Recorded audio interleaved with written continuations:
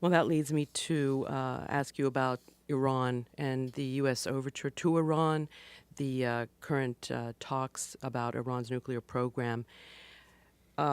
We've seen, of course, the greater openness since the election of Hassan Rouhani in the Islamic Republic. Um, there's a lot of anxiety, though, by particularly members of the U.S. Congress with regard to the potential for sanctions relief in exchange for Iran freezing its nuclear program. Are you in favor of the current attempts in general to negotiate with Iran over the nuclear program? Very much so.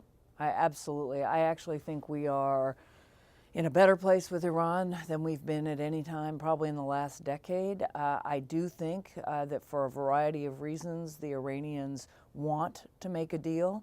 I don't think they're going to make a deal on entirely Western terms. That's not how deals work, but I think there is the possibility of a deal that can be verified and that is going to keep us safe and Iran, allow Iran to return to the community of nations.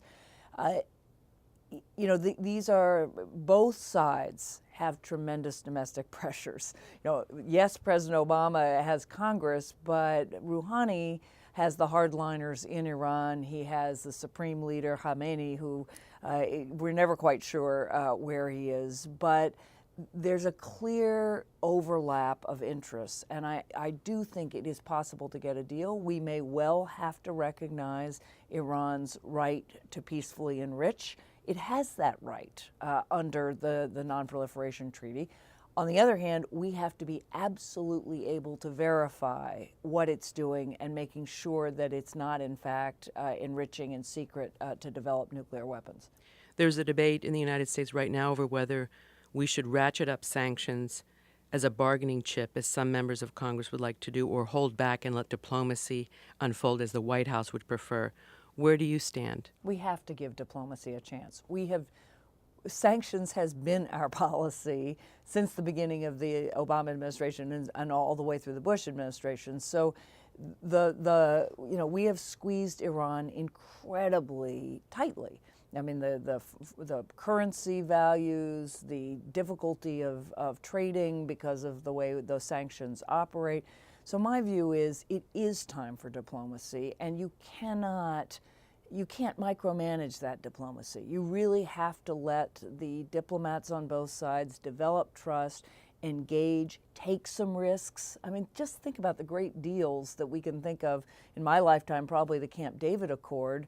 Anwar Sadat flew to Jerusalem defying, his entire people, or surprising his entire people, or Henry Kissinger going to China. You have to take some risks.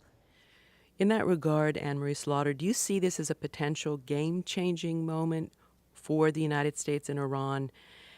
We're seeing our traditional allies in the region, Israel, even those Sunni Gulf states, particularly Saudi Arabia, very, very concerned. They, of course, are not in favor of this opening to Iran. How do you reconcile these competing interests? On the one hand, wanting to reach out and create relations with Iran after 30 years of hostility, and on the other hand, trying to placate these allies, because how do you see this playing out?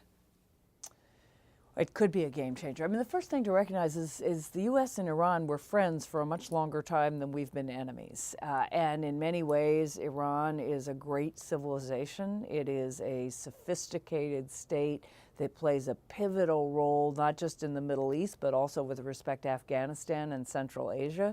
Iran and Turkey are pivot states and great powers and with great histories. So if, in fact, we and Iran could once again engage, it would be enormously important for the future of Afghanistan. Indeed, it's very unlikely you'll ever get to a stable Afghanistan without our being able to engage with Iran. So that's the first point.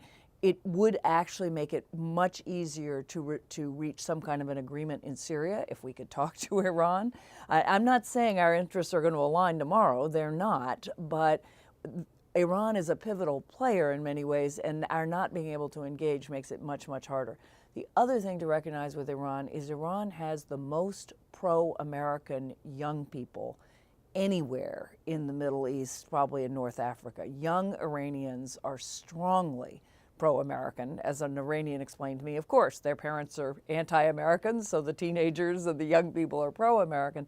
But demographically, over time, it is very likely, extremely likely in my view, that within a decade, we're going to find ourselves within Iran where we can really engage, and creating that space now so that there's space for those who want a better relationship with us to actually be supported domestically is very important. Even at the risk of alienating the Gulf states who are opposed to this, Israel, how does one reconcile those competing interests? Well, so we all have the same interest that Iran should not get a nuclear weapon, and we're uncompromising about that. So let's just say to Israel and to the Saudis, okay, Iran, we're assuming that if we go forward with Iran, it's because we are certain we have a deal that ensures they're not going to get a nuclear weapon.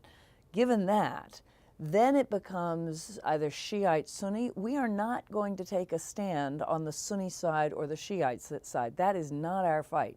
And it cannot be, and frankly, we want to dampen that conflict. So with respect to the Gulf states, to the extent that's Shiite, Sunni conflict, we just have to say, look, we're not going to side with the Saudis against the Iranians except to the extent we are threatened by Iran, and that's the nuclear weapon and support for terrorism. With respect to Israel, the best thing that could happen, from my point of view, if Iran doesn't get a nuclear weapon, is to bring Iran back into the negotiations with Turkey, with Israel, to have all the players at the table so you can get a more stable Middle East. What's going on in Syria is a huge threat to Israel over time. Should Iran have a seat at the table in Geneva? Maybe too soon. Maybe too soon. That one is tricky in terms of where our different, the Syria track and the nuclear track intersect. I wouldn't rule it out, but I wouldn't call for it at this point without knowing much more about without being on the inside of the negotiations.